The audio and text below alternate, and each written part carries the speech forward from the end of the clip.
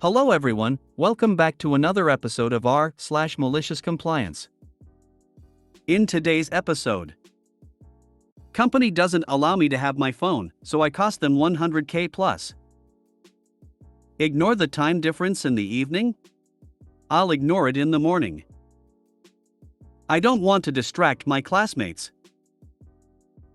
Before we get started, make sure to subscribe so you will never miss a video. So let's get started. Company doesn't allow me to have my phone, so I cost them $100K plus. I have worked in warehouses for years. A few years back I was a contractor. Companies would hire us and bring in 20 plus people for a few weeks when they desperately needed help. I was a shift lead, usually the highest person on site, and needed to talk to my boss regularly throughout the day on a company phone. One warehouse had a policy where only managers could have their phone on the floor, and technically, I wasn't a manager. Everyone under me was instructed to leave them in their car or a locker. However, I needed mine. One day I was talking on the phone to my boss, and one of the managers for the company we were working for saw me and demanded I hand him my phone, and I refused. He then threatened to kick me out, so I rounded up all my workers and said we are taking a break. We all go outside, and I tell my boss what happened. He comes to the site instantly and starts talking to their boss and tells him I need my phone on the floor, but since I don't have manager in my title they refuse. So my boss decided I can't do my job, so nobody under me can do theirs either. The end of the day, the other company is pissed we didn't get any work done and decides to cancel our contract, which cost them hundreds of thousands of dollars because it's written in the contract that they will have to pay to send us home before the original end date. We all still got paid, and got 2 weeks off before having to go somewhere else. I used to work for a company that went the opposite way. In the call center, every agent had the title resolution manager, everyone else was a lead or a supervisor.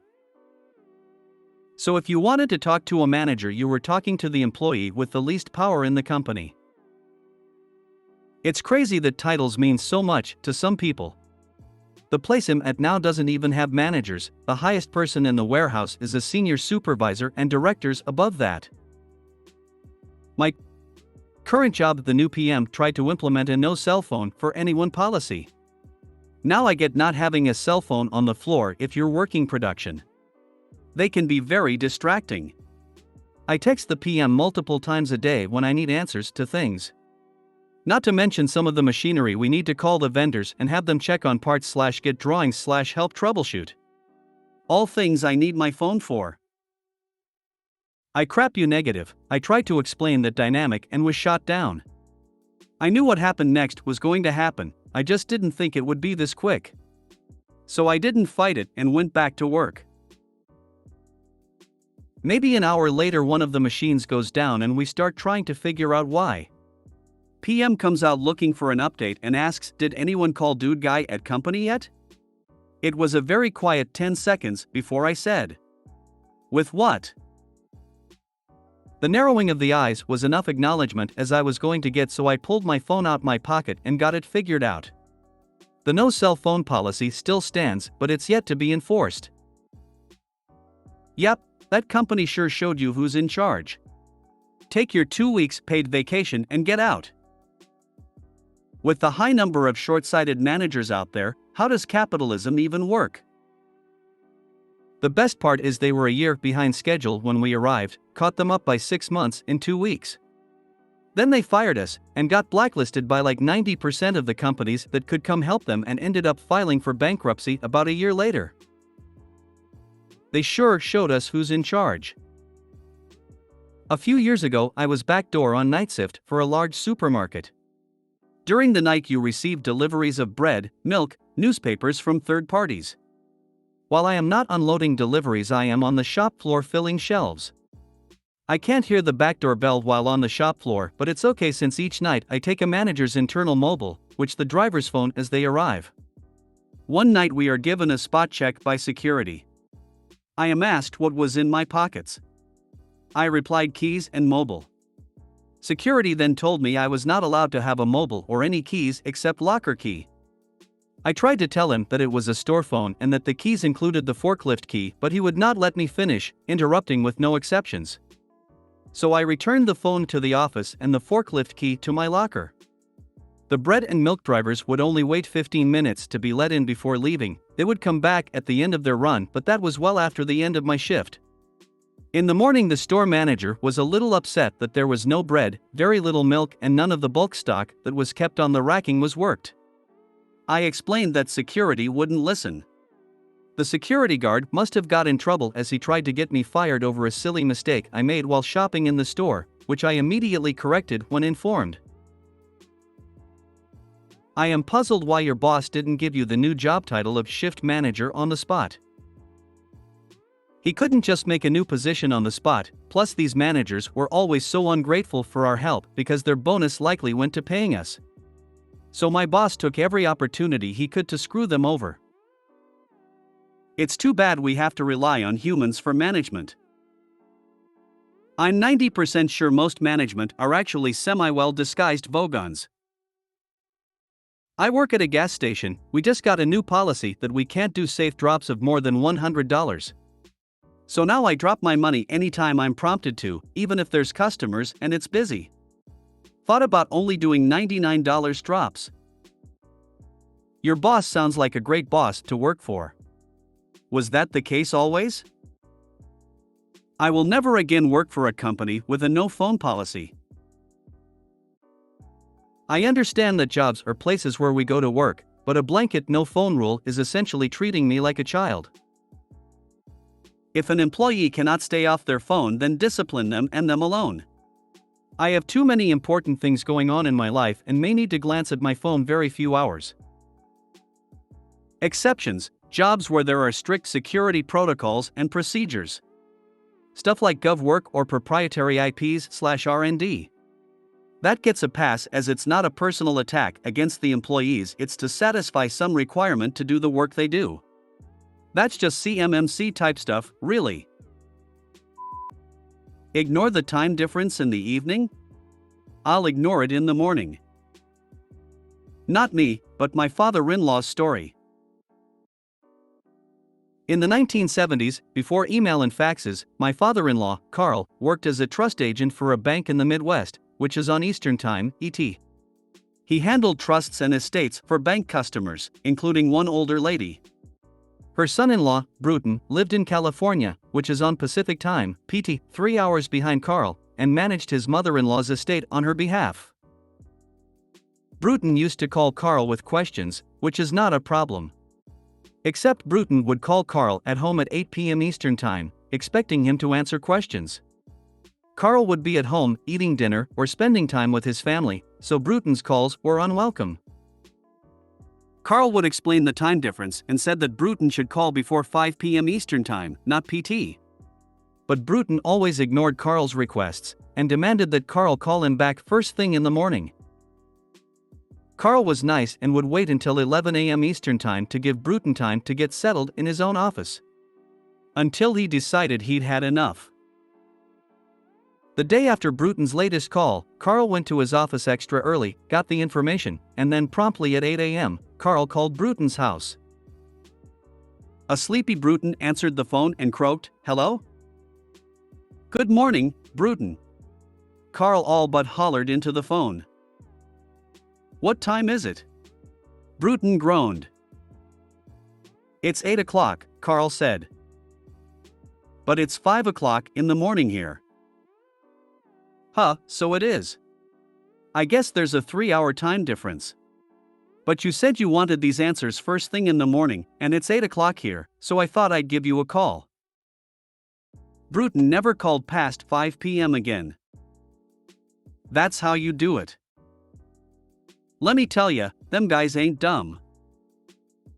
I did this all the time while I was a telecommunications engineer in Chicago. Sales teams got one freebie, plus a request to accommodate time zone differences. Then, for every 8 a.m. Eastern call they scheduled me for, I scheduled one for them at 4 p.m. Central. Same idea for the folks on the West Coast. Exactly what I would expect from a Bruton. Nicely handled, exactly as I would expect from a Carl. The East Coast bias due to time zone differences is absolutely real. My last boss was a lifelong East Coaster, while I am from the mountains of Colorado and currently live in Denver. On numerous occasions, he would mention how the culture in Denver was too relaxed. The more I've thought on it, the more I'm convinced it was mostly due to the time zone difference. He hated that we weren't online at the same time they were and would complain that he had to wait for someone. He saw it as us not working as hard as people from the East Coast. To top it off, he declared that our open seat in the West Coast was moving to Charlotte, and that left me, the manager, as the only coverage for the West Coast past 2 p.m. Then when I left, they moved my position to Charlotte, leaving zero coverage for any other time zones. It was all on call after that. That boss made it about 6 months after letting me go before getting terminated for being a bully. I've had a fundamental misunderstanding of US regions for my whole life, because the Midwest is in the eastern half of the country. What are you guys doing over there? I worked in a sales office in New York that called all over the country. A sales rep asked how far behind us is Alabama. Someone replied, 1 hour and 20 years. I don't want to distract my classmates. There was a girl at my high school who wasn't in my grade but in one of the same classes I took. She has some type of cancer or tumor, I didn't know the specifics, but had to have a couple brain surgeries, leaving giant scars all over her head. She lost her hair from the medications as well. She just wanted to experience high school like everyone else when she felt well enough to go. I remember her being so excited after wig shopping one weekend. The next Monday, walked into homeroom with some big bright Dolly Parton hair. She looked awesome, you could tell she felt so good too. Which is what mattered to us.